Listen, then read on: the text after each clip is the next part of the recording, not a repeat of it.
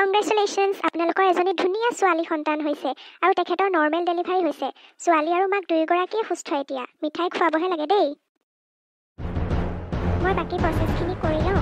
তেখেতক কাইলৈ ৰিলিজ দিম। আপোনালোক ইয়াতে থাকিব, ক'তো গুচি নাযাব। কেঁচু আৰু মাকক আপোনালোক দুয়োজনৰে প্ৰয়োজন হ'ব পাৰে মাজে মাজে। এয়া শাহু মাক বাৰু আগতেই লগ পালোৱেই। আপুনি তেখেতৰ হাজবেণ্ড নহয় জানো? আপুনি মোৰ লগত অলপ আহিবচোন, অলপমান ফৰ্মেলিটিজ আছে, সেইখিনি পূৰা কৰি ল'ব। অঁ, ময়েই তেখেতৰ হাজবেণ্ড। ঠিক আছে, মই গৈ আছোঁ। হাই হাই হাই হাই, ফুটা কপাল মোৰো। মোৰ ল'ৰাটোৰ মূৰটো খালেও এই ভুতুনিজনীয়ে। ল'ৰা হ'ব হ'ব বুলি ভাবি আছিলোঁ, তাই আকৌ ছোৱালীহে জন্ম দিলে। মোৰ বংশৰ নামটো ক'ত থাকিব এতিয়া? অ' বোপাই খাই দিলে, এই চেছ কৰি দিলে। অ' বোপা। হয় অ' মা, এই যে চব চেছ কৰি দিলে আৰু। তিনিজনীকৈ ছোৱালী মই পুহিব নোৱাৰোঁ অ' মা, কি কৰোঁ মই? বাবু, চিন্তা নকৰিবি। মই এটা কথা ভাবিছোঁ, আমি পলাই দিওঁ ব'ল ইয়াৰ পৰা। হস্পিটেলৰ পৰা পলাই দিওঁ আৰু তাইক সোমাব নিদিওঁ মোৰ ঘৰত। মোৰ ঘৰৰ দুৱাৰ তাইৰ কাৰণে সদায় বন্ধ হৈ যাব। তাইৰ সেই ক'লা ছায়া মই মোৰ ঘৰত সোমাব আৰু পৰিব নিদিওঁ। ব'ল আমি ইয়াৰ পৰা পলাই দিওঁ। ঠিক আছে মা, তুমি যি ভাল দেখা মই তোমাৰ মতেই কৰিম আৰু। এবাৰ তোমাৰ কথা পেলাই মই যি বিপদত পৰিছোঁ, আকৌ সেই বিপদত মই দুবাৰ পৰিব নিবিচাৰোঁ। তুমি যি ভাল দেখা মই তোমাৰ মতেই কৰিম। তাইক বিয়া পতাটোৱেই মোৰ ভুল আছিলে মা, মই আজি স্বীকাৰ কৰিছোঁ তোমাৰ ওচৰত।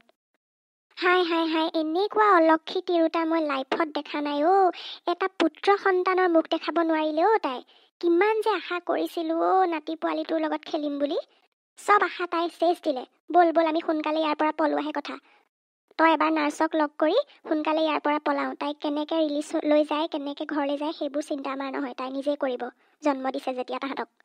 ব'ল।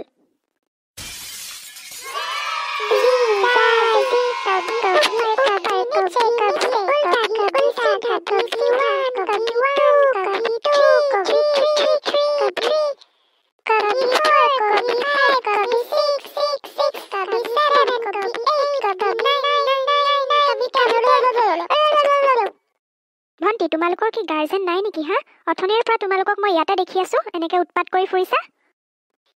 অ' বা চানা, বাজনীৰ ড্ৰেছটো ইমান ধুনীয়া ন? নাই বা, আমাৰ মায়ে ভণ্টি এজনী কিনিছে আকৌ, সৰু। সেইকাৰণে সেই ৰুমটো যে তাতে মায়ে কিনিছে। আমাৰ লগত আছিলে আইতা আৰু দেউতা, কিন্তু এতিয়া সেই ৰাতি হ'ল যে সেইকাৰণে গ'লগৈ। এতিয়া আমি অকলেহে আছোঁ। ইচ ৰাম ৰাম, আজিকালি মানুহবোৰো যে অকণমানো দয়া মমতা বোলা বস্তুটো নাই দেই। এই অকণমানি ছোৱালী দুজনীক ইয়াত অকলে এৰি থৈ যাব লাগেনে বাৰু হস্পিটেলখনত? মই ছাৰৰ লগত পাতিব লাগিব। ইহঁতৰ মাকৰ লগতে ইহঁত দুজনীক থকাৰ ব্যৱস্থাটো মই কৰি দিব লাগিব।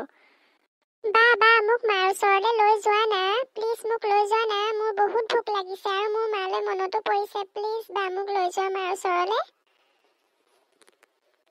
আই অ' দেহি, চিন্তা নকৰিবা মাইনাহঁত, মই কিবা এটা কৰিম ৰ'বা। মই তোমালোকৰ মাক লগ কৰাই দিম, ব'লা।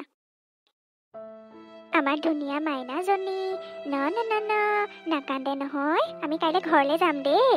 ধুনীয়া মাইনাজনী নাকান্দে দেই। আমাৰ ধুনু মাইনা ডাঙৰ হ'ব, সোনকালে আমি ঘৰলৈ যাম দেই। বাইদেউ, আপোনাৰ নিউবৰ্ণ বেবীটো আমাক দিয়ক, তাইক আমি কেয়াৰ ল'ম। আমাৰ অলপ কাম আছে তাইৰ লগত, তাই অলপ কেয়াৰ ল'ব লাগিব। আপোনাৰ এই ছোৱালী দুজনী ৰুমৰ বাহিৰত অকলে অকলে আছিল। ৰাতি হ'ল নহয়, আজি আপোনাৰ ৰুমতে শুৱাই লওক। আমি কাইলৈ ফৰ্মেলিটিজখিনি কৰিবলৈ আপোনাৰ ঘৰৰ এজন গাৰ্জেন লাগিব। আপুনি ঘৰৰ মানুহ মাতিব আৰু ৰিলিজ হ'ব কাইলৈ আপোনাৰ। আৰু কিন্তু অলপ দিন ৰেষ্টত থাকিব লাগিব আপুনি। আৰু লগতে আপুনি মেডিচিনখিনি খাই থাকিব টাইমমতে। ঠিক আছে বাইদেউ, মই বাৰু মেডিচিনখিনি টাইমমতে খাই আছোঁ। খালি বহুত পিয়াহ লাগি আছে, মই বাৰু পানী খাব পাৰিমনে? অঁ, পাৰিব পাৰিব। ভণ্টি, মাক যেতিয়া পিয়াহ লাগে তুমি পানী দি দিবা দেই। ইহঁতি অকলে আছে মানে, কোনো নাই মানে কি? এখেত আৰু মা ক'ত গ'ল?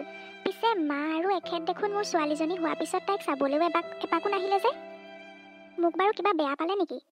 প্ৰেগনেঞ্চিৰ টাইমততো মোক ঠিকেই মৰম কৰি আছিলে।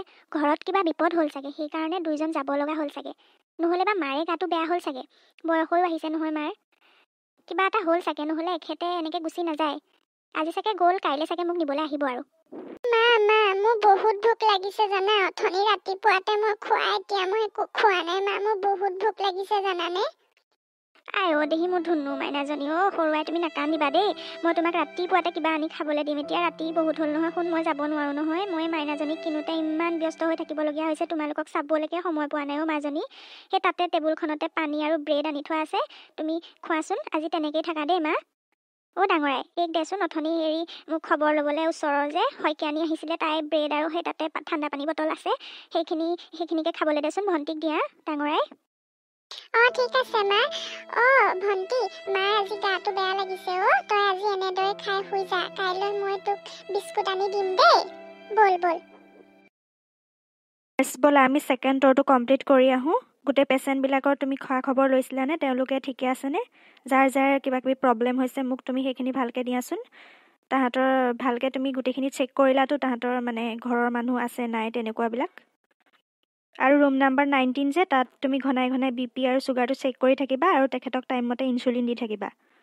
বাকী আৰু কাৰ কাৰ কি কি প্ৰব্লেম আছে মই সেইখিনি গৈ এতিয়া যাওঁতে চেক কৰি যাম। তুমি মোৰ লগতে ওলাবা আৰু সেইখিনি লিখি ল'বা আৰু তোমাৰ লগৰখিনিকো কৈ দিবা। ঠিক আছে ছাৰ, তেনেকুৱা একো বিশেষ অসুবিধা পোৱা নাই বাৰু। গোটেইখিনি মই সময়ে সময়ে চেক কৰি আছোঁ আৰু মালাহঁতেও গোটেইখিনি ভালকৈ চোৱা চিতা কৰি আছে। কিন্তু ছাৰ, এই ৰুম নাম্বাৰ 14 যে, তেওঁৰ মানে ঘৰৰ মানুহ তেনেকৈ নাই। সৰু ছোৱালী দুজনী আছে, মই তাতে তেওঁলোকৰ থকাৰ ব্যৱস্থা কৰি দিলোঁ। কিন্তু আৰু বাকী তেখেতৰ ঘৰৰ মানুহ মই দিনত লগ পাইছিলোঁ, কিন্তু এতিয়া মই তেনেকুৱা ঘৰৰ মানুহ কোনো নাই। কাইলৈ আহিব বুলি কৈছে, কিবা প্ৰব্লেমত আছে চাগে বুলি কৈছে। ঠিক আছে বাৰু, আমাৰ ইয়াত ছিকিউৰিটি আছে নহয়, তেনেকুৱা একো অসুবিধা নাপায় বাৰু। আৰু ৰুমটো অকণমান ডাঙৰেইটো, ছোৱালীকেইজনী থাকিব পাৰিব, সৰু ছোৱালী দুজনী। মাকৰ তেনেকৈ বিশেষ একো প্ৰব্লেম নাই, হ'লেও মই এবাৰ যাওঁতে চেক কৰি আহিম। ঠিক আছে, আৰু তুমি মাজে মাজে ৰাতি ভিজিট দি থাকিবা, যিহেতু নাইট ডিউটি আজি তোমাৰে। ঠিক আছে। অ'কে ছাৰ, চিয়'ৰ।